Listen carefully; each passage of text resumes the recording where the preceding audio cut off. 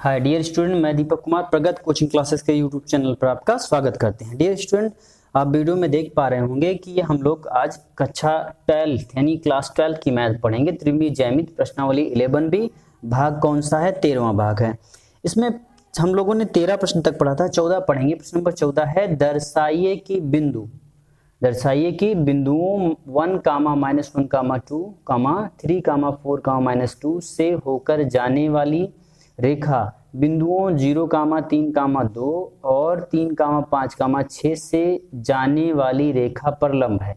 तो ध्यान दीजिए, यहाँ पर दो बिंदु है से होकर जाने वाली रेखा, एक रेखा है जो दो बिंदु, इन दोनों बिंदुओं से और बिंदु इतने से जाने वाली रेखा पर लंब है। दो रेखाएं परस्पर लंब हैं और दोनों रेखाएं एक रेखा इन दोनों बिंदु से जाएगी और दूसरी रेखा इन दोनों बिंदुओं से जाएगी और दोनों परस्पर लंब हैं। तो जब भी दो रेखाएं परस्पर लंब होती हैं तो वहां सूत्र होता है a1 a2 plus b1 b2 plus c1 c2 equal to 0।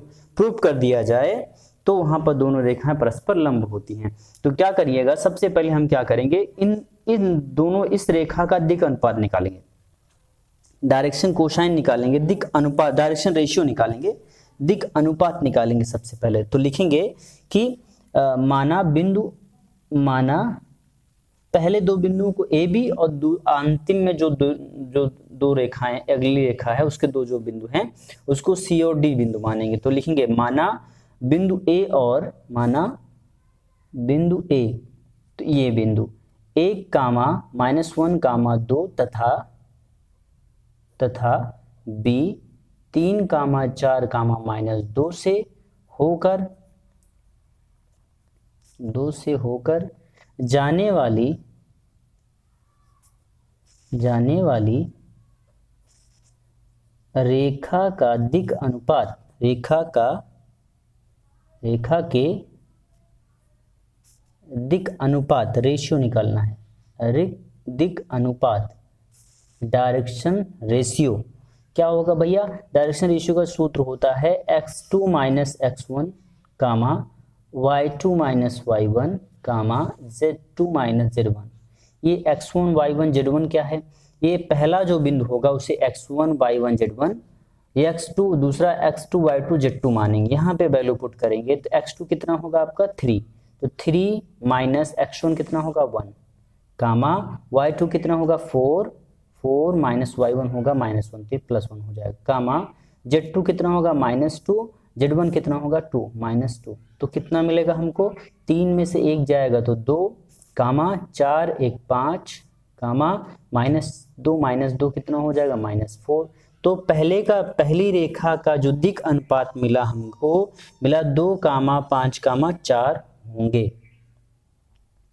ऐसे ही हम दूसरी रेखा का दिक् अनुपात निकाले, अर्थात ये क्या कहलाएगा? यह आपका कहलाएगा a1 b1 c1। ठीक, मेरी बात समझ में आ रही होगी। दिक् अनुपात जो मिला उसे आप कहेंगे a1 b1 c1। हमने a1 b1 c1 इसलिए कहा है क्योंकि यह पहली रेखा है। ऐसे ही दूसरी रेखा में a b c निकलेगा उसे a2 b2 c2 कहेंगे हम लोग। तो अब पुनः लिखेंगे इसी प्रकार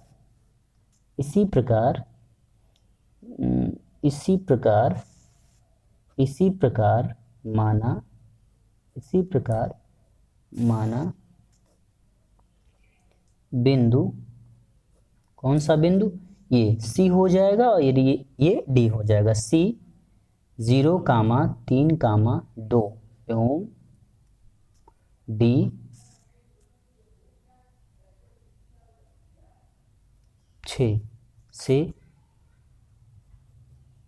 होकर जाने वाली रेखा के दिक् अनुपात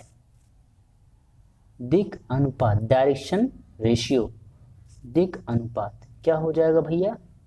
यहाँ पर भी सेम ऐसे, ये x1 y1 z1, x2 y2 z2, तो x2 माइनस तो 3 - 0 होगा, x2 - x1, y2 - y1, तो y2 5 - 3, 6 - 2 फार्मूला यहाँ एक बार लिखा है हमने। तो कितना हो जाएगा 3, 5 में से 3 जाएगा तो 2, 6 में से 2 जाएगा तो 4। ये आपका क्या हो जाएगा A2 कामा B2 कामा C2, ये वैल्यू कितने हो गई इतनी। अब हम लिखेंगे यदि दो रेखाएं परस्पर लंब हैं, माना लिख सकते हैं अब यदि पहली रेखा कौन सी हो जाएगी AB, दूसरी रेखा कौन सी हो जाएगी CD, या दोनों रेखाएं परस्पर लंब हैं तब, यानी यदि AB परस्पर लंब CD, AB लंब CD हो तो आप याद करके रखिएगा, यदि दो रेखाएं परस्पर लंब हो और उनका दिक् अनुपात मालूम हो तो वहां पे फार्मूला होता है A1 A2 plus B1 B2 plus C1 C2 equal to 0। क्या प्रूफ करना है हमको, इक्वल टू 0 प्रूफ करना है। तो यहाँ पे आपका क्या करिए, लिख लीजिए फार्मूला पर लिखिए 0 होता है। अब क्या करिए, अब वैल्यू उठाइए, A1 A2 की वैल्यू रखिए। A1 कितना है आपका, A1 होगा 2 गुणे कितना A2 कितना है 3 प्लस, ठीक। अब अगला कौन सा है, B1 कितना है आपका 5, B2 कितना है, B2 कितना है 2 प्लस C1 कितना है, C1 ये है, C1 -4 है तो -4 इंटू C2 कितना है 4, ठीक। हल करिए इसको, 2 तिहाई 6, क्या लिखा जाएगा 2 तिहाई 6 प्लस 5 दूना 10, और ये प्लस माइनस का गुणा होगा तो -4 चौक 16, तो कितना मिल जाएगा आपको 16 - 16 कितना आ रहा है 0। क्या हुआ, A1 A2 plus B1 B2 plus C1 C2 की वैल्यू हल करने पर हमको क्या मिल गया, 0 मिल गया। अतः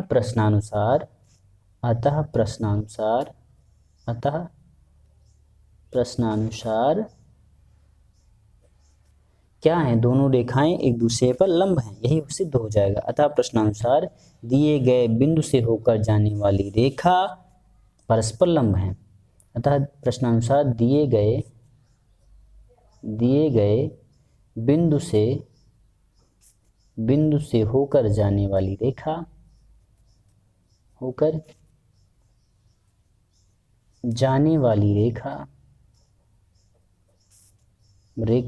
परस्पर लंब हैं, परस्पर लंब हैं या AB लंब CD हैं, AB लंब CD हैं।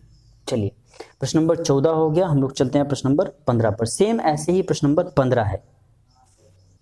प्रश्न नंबर 15 है, दर्शाइए कि बिंदुओं 4, 7, 8, 2, 3, 4 से होकर जाने वाली रेखा, बिंदुओं -1, -2, 1 और 1, 2, 5 से जाने वाली रेखा के समांतर है। देखिए वहां पे पहली 14 नंबर सवाल में पूछा था कि जाने वाली रेखा पर लंब है, और यहाँ पर पूछा है समांतर। तो समांतर में क्या होता है, पहली रेखा का जो दिक् अनुपात होगा वह दूसरी रेखा के दिक् अनुपात के बराबर हो जाए। जैसे पहली रेखा का दिक् अनुपात 1, 2, 2 हो तो दूसरी रेखा का भी दिक् अनुपात 1, 2, 2 हो, या 4, 4, 4 है पहली का तो दूसरी का भी 4, 4, 4 हो जाए, तब जाकर के दोनों रेखाएं दूसरे के समांतर होती हैं। तो सॉल्विंग में हम लोग सेम प्रोसेस करेंगे, क्या निकालेंगे, दिक् अनुपात। तो लिखेंगे माना बिंदु A, पहला बिंदु कौन सा होगा, ये A और ये B। तो 4, 7, 8 तथा B 2, 3, 4 से होकर जाने वाली रेखा के दिक्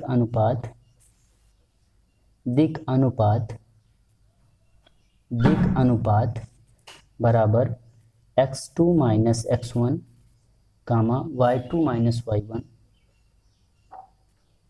z2 - z1 equal to x2 - x1 करेंगे तो 2 - 4, 3 - 7, 4 - 8, क्या आएगा भैया, 4 2 में से 4 जाएगा तो -2, -4, या क्या लिख सकते हैं आप इसको लिख सकते हैं, देखिए समान रूप से सभी में -2 से भाग दे दिया जाए तो वैल्यू क्या मिलेगी हमको, 1, यहाँ पे भी कितना हो जाएगा, माइनस से माइनस कैंसिल, तो 2 कामा 2 हो जाएगा।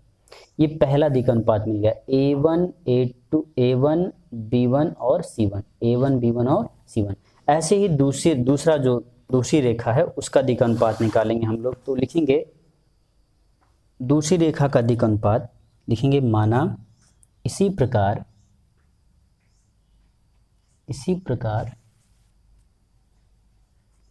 बिंदु C कितना है, -1 कामा -2 कामा 1 तथा D 1 कामा 2 कामा 5 से होकर जाने वाली रेखा CD के दिक अनुपात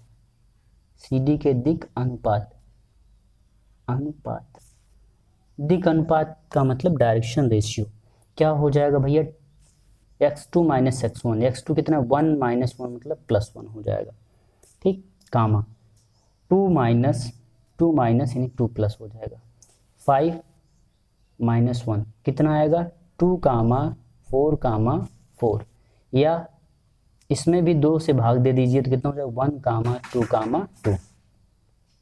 यह आपका हो गया A2 B2 और C2। तो जो नियम होता है, यदि दो रेखाएं परस्पर लंब हैं तो लिखेंगे अतः दो रेखाएं परस्पर समांतर, लंब नहीं समांतर होंगी यदि क्या किया जाए, उनका रेशियो अनुपात निकाल लिया जाए। अब यह इक्वल टू दिया A1/A2 equal to B1/B2 equal to C1/C2, ठीक। यहाँ क्या लिख देंगे, इस पे रख करके देखिए सब बराबर है, पहले का 1 2 3 आया है, दूसरे का भी 1 2 3 आ रहा है, तो दोनों क्या हैं, एक दूसरे के समांतर हैं। तो यहाँ AB और CD दोनों के दिक अनुपात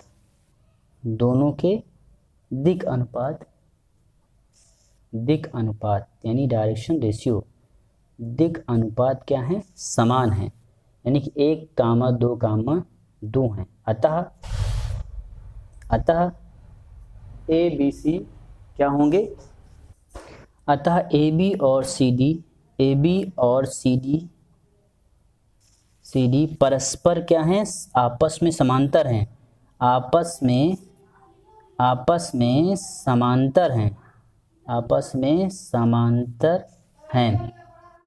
प्रश्न नंबर 16 है, उस रेखा का कार्तीय समीकरण ज्ञात कीजिए जो बिंदु -1 कामा 3 कामा -4 से जाती है और x + 2/2 equal to y - 4/3 equal to z - 4/5 के समांतर है।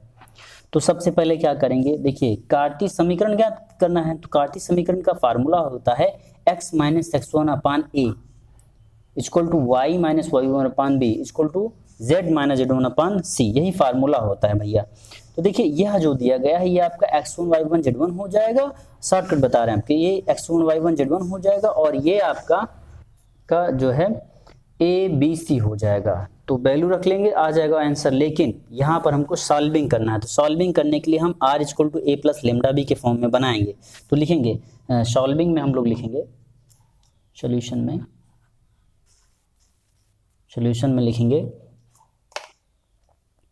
देखिए ये -1 कामा 3 कामा -4 से जाने वाली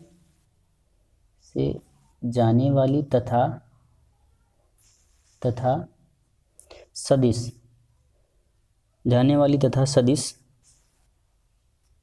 सदिश कहाँ से, ये सदिश 2 3 5 सदिश 2i + 3j + 5k कैप के समांतर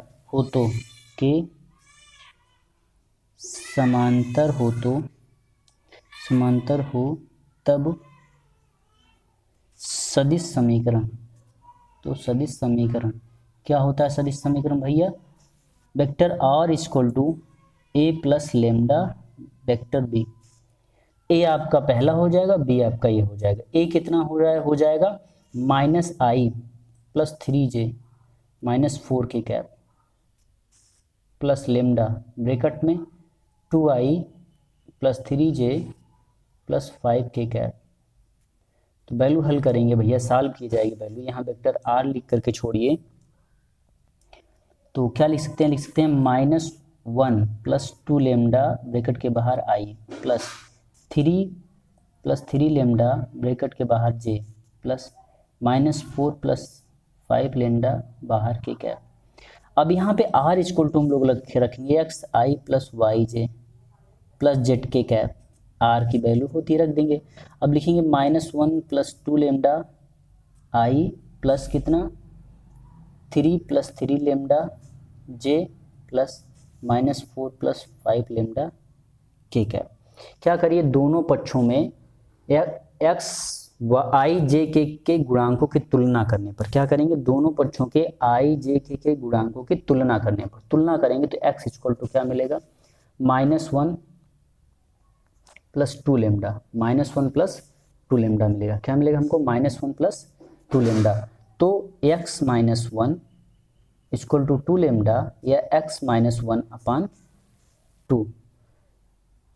यहाँ पे कितना है, -1 है, ये -1 इस तरफ आएगा तो +1 हो जाएगा, सॉरी +1, -1 इस तरफ आएगा +1 और ये इतना, तो इस कितना लेमडा इक्वल टू। ऐसे ही तुलना करेंगे जब आप y की तुलना करेंगे, y equal to 3 plus 3 lambda, तो y इस तरफ आएगा, z 3 इस तरफ आएगा तो y -3 इक्वल टू 3 लेमडा, तो y -3 upon 3 equal to lambda.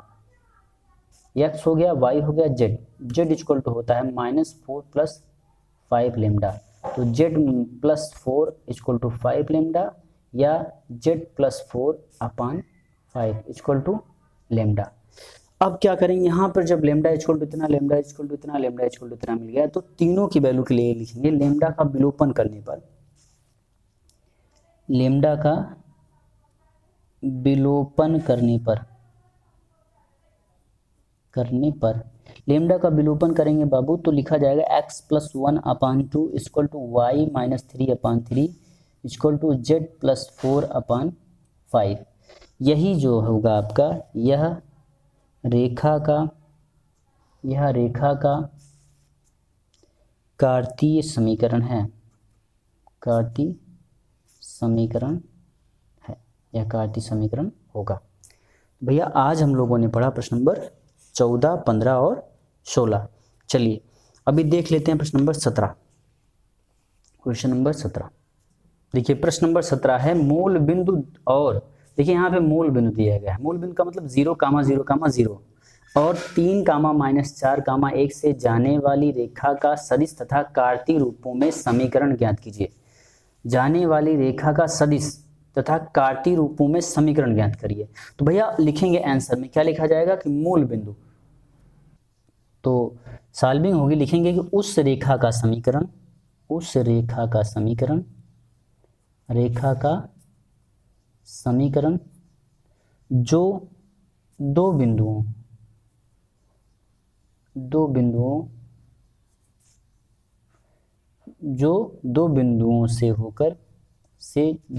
से जाती है। फार्मूला क्या होता है, x -x1 अपान x2 -x1, चाहे x2 -x1 कहिए या a कह दीजिए। नीचे यही x2 -x1 क्या है, दिक् अनुपात है, दो बिंदुओं या दो रेखाओं, एक रेखा के जो दो बिंदु होते हैं उनका दिक् अनुपात होता है x2 -x1। ऐसे अगला क्या हो जाएगा, y -y1 upon y2 -y1 equal to z -z1 upon z2 -z1। Value put करेंगे x1, देखिए यहाँ पे x1 y1 क्या होगा, पहला बिंदु 0, 0 हो गया, दूसरा जो है अगला जो बिंदु है वो है 3, -4, 1, तो x2 देखिए x1 y1 z1, x2 y2 z2। मूल बिंदु था तो इसलिए 0, 0, 0 मानेंगे, तो वैल्यू पुट करिए, तो x -x1 क्या हो जाएगा, ये 0 अपान x2 -x1 करेंगे, तो 3 - 0 अर्थात 3 इक्वल टू y -y1 करेंगे तो 0 अपान y2 माइनस y मतलब -4 -0 -4 equal to z minus 0 upon कितना हो जाएगा 1, या x upon 3 equal to y upon -4 equal to z upon 1। और ये सब किसके बराबर लिखे जा सकते हैं, लेमडा के बराबर। ठीक, ये किसके बराबर हो जाएगा, इक्वल टू लेमडा के बराबर माना। अब तो भैया यह आपका हो गया कार्तीय रूप, ये क्या हो गया, ये आपका मिल गया कार्तीय रूप, यह कार्तीय रूप हो गया। लेकिन इसके साथ साथ हमको एक चीज और निकालना है, क्या निकालना है, सदिश रूप। अतः सदिश रूप क्या हो लिखा जाएगा, अतः सदिश रूप भैया, सदिश रूप के लिए क्या लिखेंगे, सदिश रूप के लिए हम पहले को a मानते हैं, दूसरे को b मानते हैं। हमने आपको बताया था सदिश रूप के लिए वेक्टर r इक्वल टू होता है a plus lambda vector b, vector a plus vector lambda vector b। अब भैया यहाँ पर एक आपका क्या है, 0y plus 0j plus 0 k cap है, प्लस लेमडा वेक्टर b की वैल्यू कितना है 3i minus 4j plus k cap. तो इक्वल टू क्या मिलेगा, वेक्टर r इक्वल टू, ये तो 0 है हट जाएगा, और ये लिखा जाएगा लेमडा ब्रैकेट में 3i minus 4j plus 5k cap, sorry plus k cap. ये आपका हो जाएगा सदिश रूप, ये आपका हो गया फाइनली आंसर, ये आपका हो जाएगा आंसर। ठीक, तो आज के वीडियो में हम लोग इतना ही पढ़ेंगे। सवाल नंबर कितना पढ़ा हम लोगों ने, 14। लोगों ने कहाँ से पढ़ना शुरू किया था, 14, 15, 16, 17। ठीक, नेक्स्ट वीडियो में हम लोग इसके आगे पढ़ेंगे। Thank you very much.